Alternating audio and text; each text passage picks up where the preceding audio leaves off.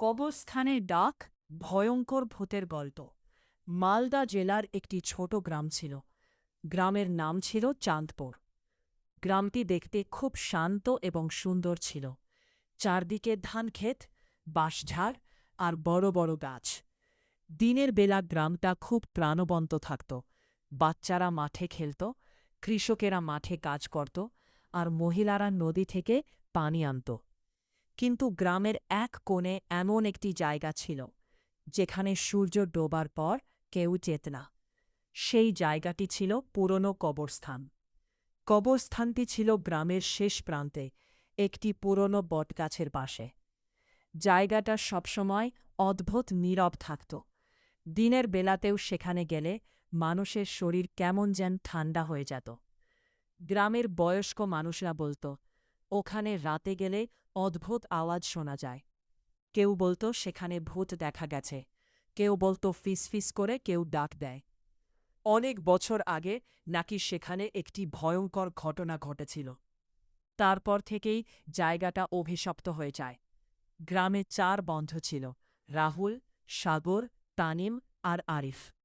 তারা সবাই খুব দুষ্ট এবং সাহসী ছিল। একদিন সন্ধ্যায় তারা মাঠে বসে গল্প করেছিল। সাগর বলল, শুনেছিস, কবরস্থানের পাশ দিয়ে গেলে রাতে নাকি কেউ ডাক দেয়? কবরস্থানের ডাক পার্ট 2। রাহুল ধীরে ধীরে পিছনে তাকান। তার কাঁধে যে হাতটি ছিল সেটি মানুষের হাতের মতো হলেও অদ্ভুত ঠান্ডা, যেন বরফের মতো। রাহুল ঘুরে দাঁড়াতেই তার চোখ বড় হয়ে গেল। তার সামনে দাঁড়িয়ে আছে এক অদ্ভুত মানুষ, বা হয়তো মানুষ নয়।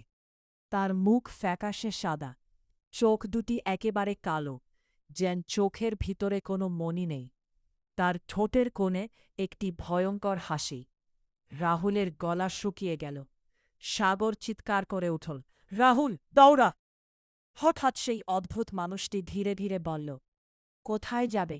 এত তাড়াতাড়ি চলে যাবে? তার কণ্ঠস্বর শুনে 4 জনের শরীর কাঁপতে লাগল।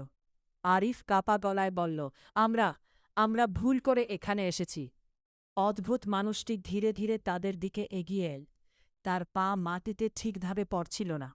মনে হচ্ছিল সে ভেসে ভেসে হাঁটছে। চারদিকে হঠাৎ কুয়াশা ছড়িয়ে পড়তে লাগল।